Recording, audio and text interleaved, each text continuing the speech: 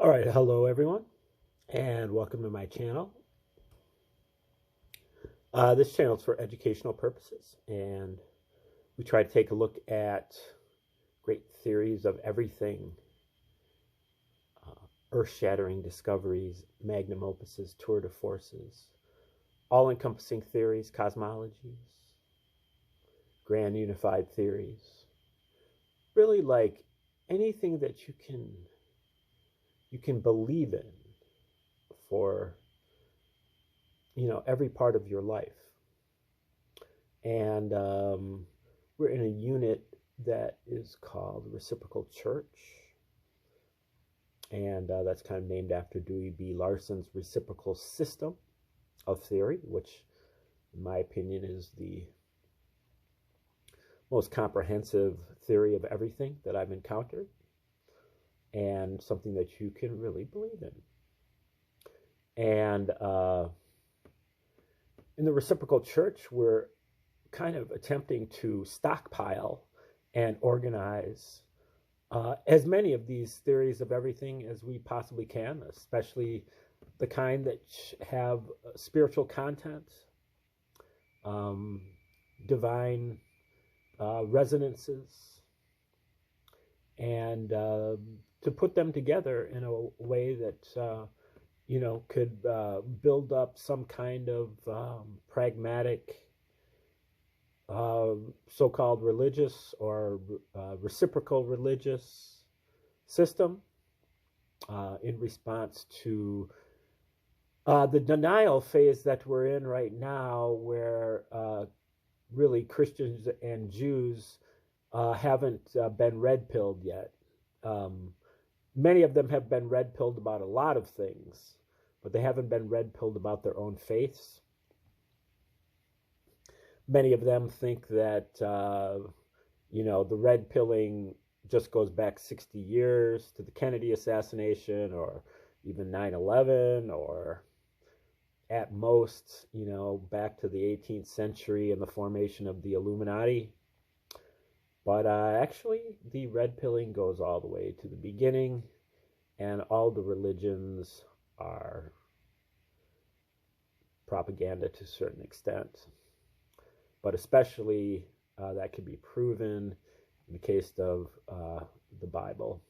And so we're going to demonstrate that, and then we're also going to be putting together alternatives for that. Things that you really can believe in. Because I know I didn't grow up as a Christian. My father basically went to seminary school, and seminary school turned him into an atheist. And so it wasn't until later in my life that I seriously read the Bible. And as I did, I was just like, what, you expect me to believe this? This is not believable. This is, in the case of the Old Testament, it was mainly like, I've already read these stories before. These stories are in other books that are way older than the Bible. So why would I want to read it from and more detailed version in other books? So why would I want to read this version? And then in the case of the New Testament, it was just like, I don't know, it's like there's no evidence for any of it. And I know the Romans destroyed a lot of evidence, but the Romans, I guess it's important to look at what the Romans didn't destroy. What survived? Well, the only things that survived were the Gospels and the works of Josephus. And we know that Josephus was an agent of the Roman Caesars. He lived at the court of Rome throughout the whole period from 75 to 95 AD or so, probably a little earlier than that he was writing those books, War of the Jews and Antiquities of the Jews. But Christians go ahead and cite Josephus as the evidence for the existence of Jesus, because Josephus is actually the only source from the first century that actually mentions Jesus of any kind. And again, there's not very much that is extant. Most of it has been destroyed, I believe. But now, when the Dead Sea Scrolls were discovered, however, in the mid-20th century, that creates another source from this first century time period that we can use to kind of construct history, try to figure out what actually happened. And the Dead Sea Scrolls contain something like 800 works, including every single book of the Old Testament except for Esther, dozens of copies of some of the other books, a lot of commentaries on Old Testament books, and then a lot of sectarian material, stuff that comes specifically from the sect that was living in Qumran near Jerusalem, 20 miles from Jerusalem at this time period in the first century BC or AD, or both, possibly 2nd century BC, and possibly 2nd century AD. But it's what's interesting. There's a lot of interesting findings in the Dead Sea Scrolls that we're going to be covering here. But out of all of that voluminous material, there is absolutely no mention of Jesus. So now there are a lot of mentions of the same type of language, the same type of approach, the same type of rituals, the same type of practices in the Dead Sea Scrolls as are in the Gospels. So it's very revealing, even though it's really a Jewish work, but it does shed a great deal of light on Christianity. And we're going to be looking at some of these again today. A lot of stuff from Barbara Thiering's book, Jesus the Man, and that's man as opposed to God. And so she's really trying to say that this story really did happen, except a lot of the kind of miraculous details and the supernatural things can be explained if you understand the language or the jargon and some of the geography and the practices of these people. So if you read the Qumran texts, then you can begin to start to decode the New Testament in different ways. And we've gone over some of that in the last few episodes, and we're going to continue here. And then eventually we're going to get back into a lot of Joseph Atwill's work, along with the supplementary but explosive stuff from Michael Menescat's.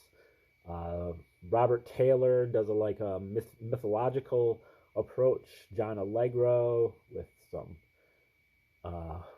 what you call entheogenic approach. And so we're just going to kind of compile different ways of decoding the New Testament, and then eventually we're going to start with the book of Luke and begin to decode that. But let's put together our resources here first. So Thiering talks about how Jesus was not born in Bethlehem, but was born at Qumran. Again, this is like a strict kind of monastery type situation, but both sexes are present, but they had separate quarters. And this was 20 miles from Jerusalem, right by the Dead Sea, lowest elevation on Earth, and just a inhospitable environment in the middle of an incredibly hot desert. It's kind of like being in Death Valley, except that there's a super disgusting uh, body of water right there too that they call Lake Asphaltitis, um, which is also known as the Dead Sea. Then there was an earthquake there at Qumran at about 31 BC. We're going to get back to the Bethlehem part, but Jesus, there was a kind of like a scale model of Jerusalem at Qumran.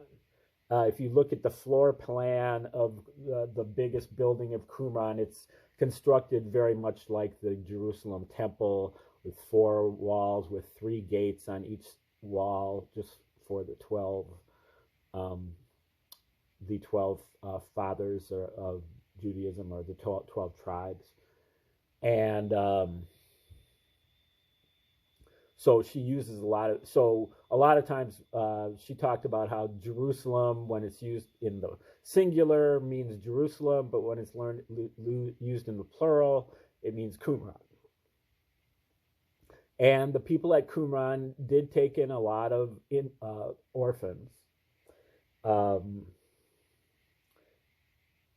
There were a lot of marital rules, and some of these rules were broken, and a lot of children born out of wedlock. She says that Jesus was one of those, born in the betrothal period. There was kind of like a pre-marriage, it's kind of like an engagement of a sort, a pre-marriage trial period. And then there are 2 marriages. So the first marriage could maybe even be seen more like the engagement, that you're not all the way into it. And that's how somebody could be a virgin birth, because the woman is a virgin by law, but physically she's not a virgin. But anyway, so she's contending that she thinks that Mary bore and nursed her child in the building that was used by women in a state of menstrual uncleanness, which is where they had to go. And this is, again, according to their documents, women who were having their period would have to go, were considered to be unclean, and had to go into this one barracks to stay, or dormitory, or whatever you want to call it. I think it was called the Queen's House. And the Queen's House was also known as the manger. And so really, the manger and Bethlehem of Judea were both the same place, and they were this Queen's House. So the Queen's House, the manger, and Bethlehem and Judea were really all the same place. That doesn't strike me as very convincing. Just what I mean, I know that there's a certain amount of redundancy, but she puts in a lot of redundancy in a lot of these things, where one place can correspond to like 5 names, or where the priests are called Archangel Michael, but they're also called Zadok, and they're also called I think it's Lord. So but we're just learning the code. We're going to assess it according to its ability to decode Luke when we get around to it.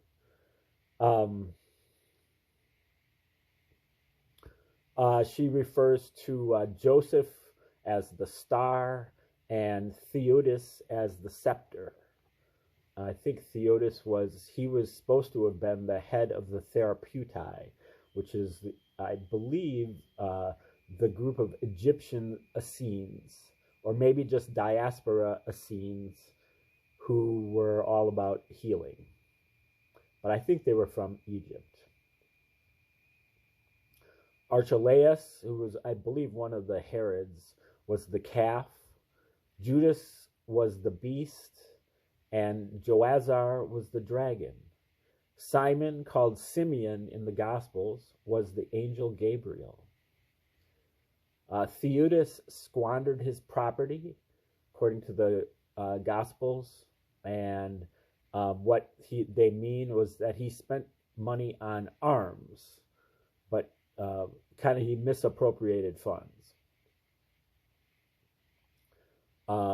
Swine apparently refer to Antipas, who was one of the Herods. That makes very little sense to me also. Why would you use a plural to talk about a singular?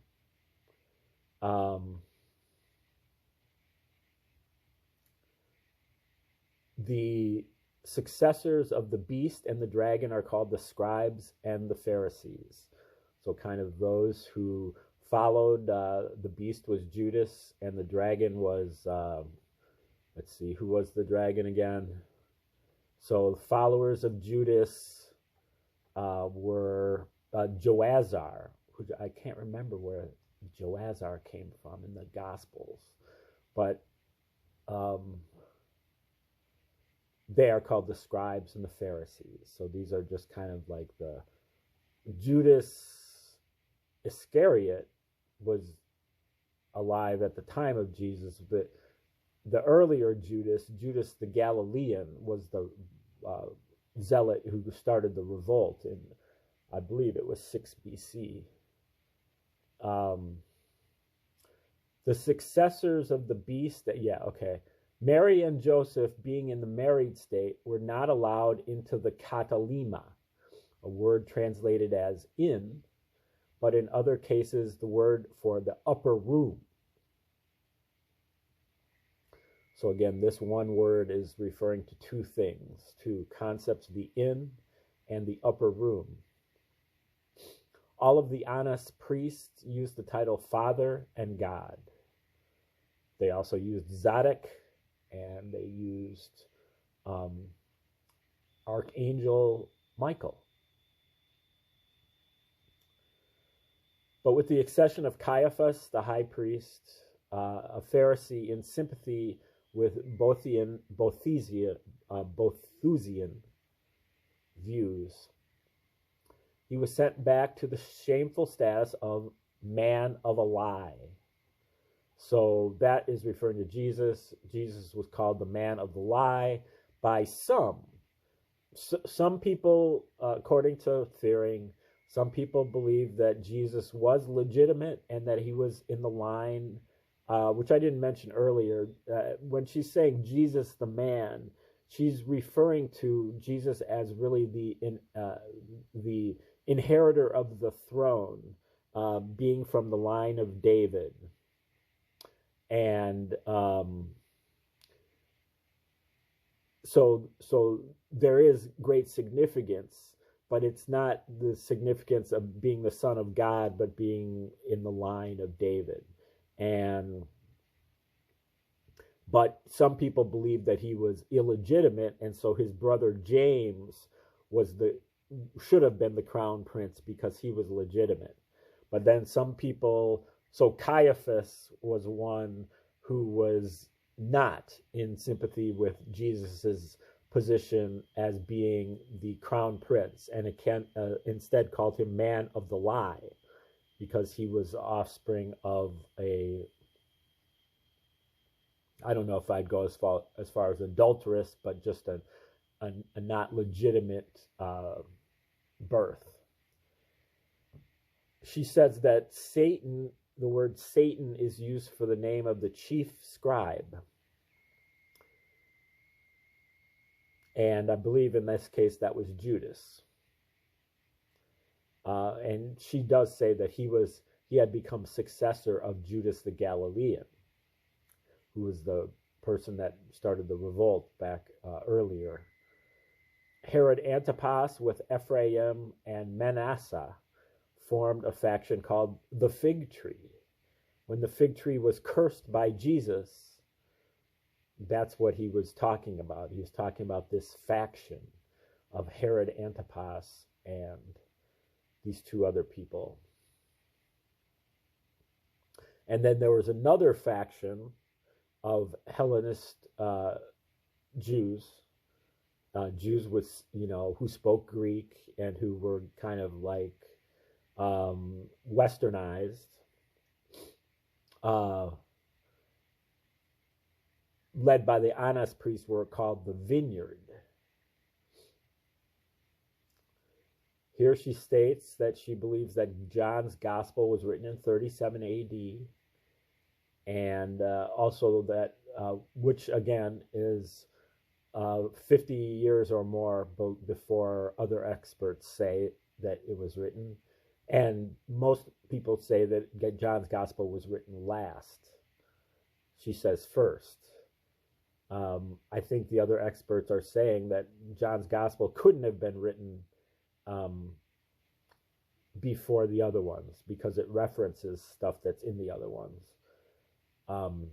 Not sure there, but maybe we'll figure that out as we get into the actual text. Then Mark's gospel was written under the auspices of Peter. Now, I don't know if Thiering says it. Certainly, Lawrence Gardner says that the disciples are listed in kind of inverse order of their importance. So the ones that are like the most well-known were the least important ones. And the ones that were less known were more important, and they kind of tried to stay behind the scenes because, of their position. Simon, now I don't know if this is Simon Peter, I believe, but no, I'm thinking maybe it's Simon Magus. Simon was called Lightning, and I believe there's like 10 Simons in the New Testament. Simon was called Lightning. Jonathan was called Thunder. So those are the Boanerges, right? And then there's also one that's called Earthquake. When it's referred to a martyrdom or an execution, this is actually just talking about an excommunication. You've been permanently or temporarily defrocked from your priest's position. And as a result of it, your punishment is that you have to lie in a coffin for 4 days. If that's actually written in the Dead Sea Scrolls, we'll get into some of those eventually, but it sounds like a stretch. But if it's written there, so she says Judas Iscariot was both demon and Satan. She talks about the Levites, the priest class, served the loaves of bread to the holy persons present for the communion. Sometimes the Levites were actually called loaves. 7 of the loaves were reserved for priests, while 5 of lower status were served to the celibate laymen. The new class also ate 2 fish. The fish were celibate Gentiles. So apparently the loaves were the priests, and apparently the celibate laymen Jews were sometimes also called loaves. They received 5 loaves.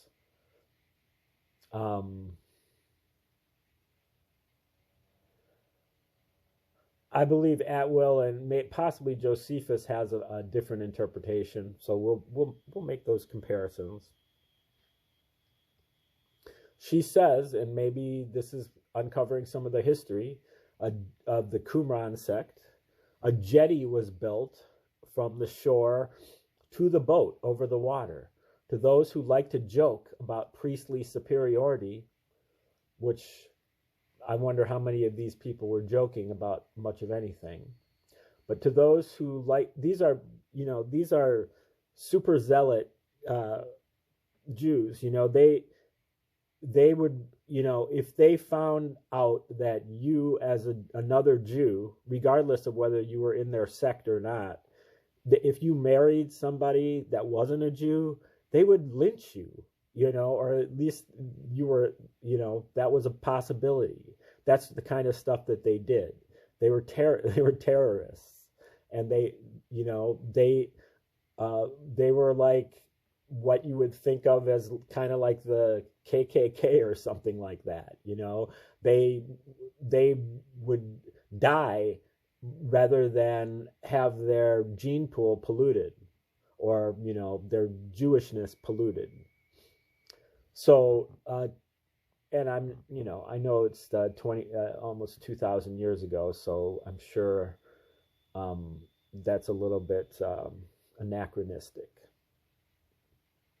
To those who like to joke about priestly superiority with this jetty that she's talking about, they walked on water. And she also says the prophet, priest, and king were also called Moses, Elijah, and Christ. The three zealot leaders, Simon Magus, called the Pope, Judas Iscariot, and Theudas, led the uprising of nationalists. So this was, not sure about the date here, but this is probably in the 30s, in the early 30s.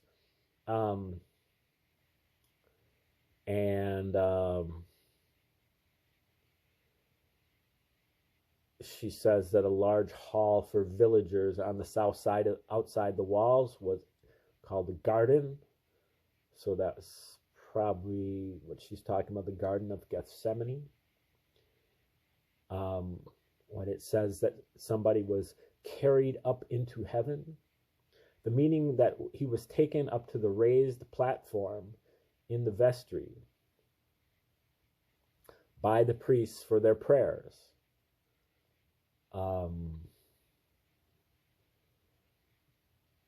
Again, it sounds like a reach to me. Standing at the right hand of God meant that he was standing outside the Holy of Holies at the Myrd Sanctuary.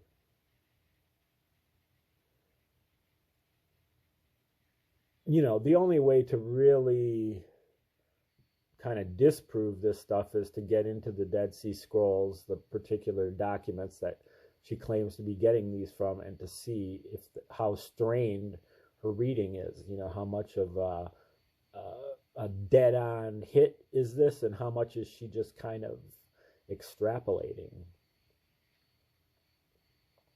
Cornelius was soon to use the name Luke. Cornelius, I believe, was an employee of one of the Herods, I believe. Possibly even one of the Romans. Yeah. The head of the Roman... Luke was the head of Roman uncircumcised Gentiles. He was a servant of Agrippa, who was a Herod.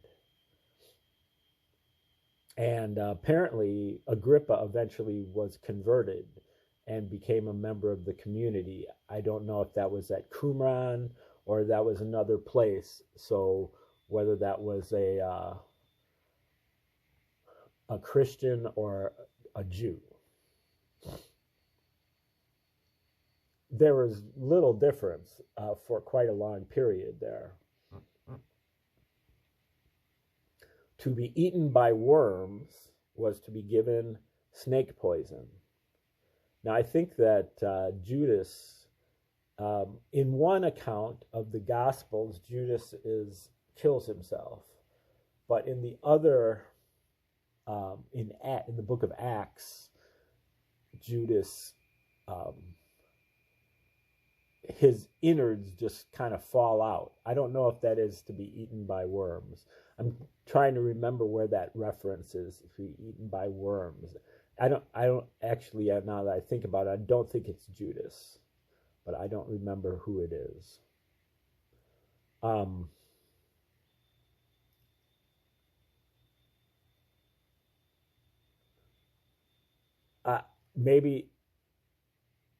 Maybe Jesus, because Jesus, she is saying that Jesus was poisoned before when he was up on the cross or up on the pole.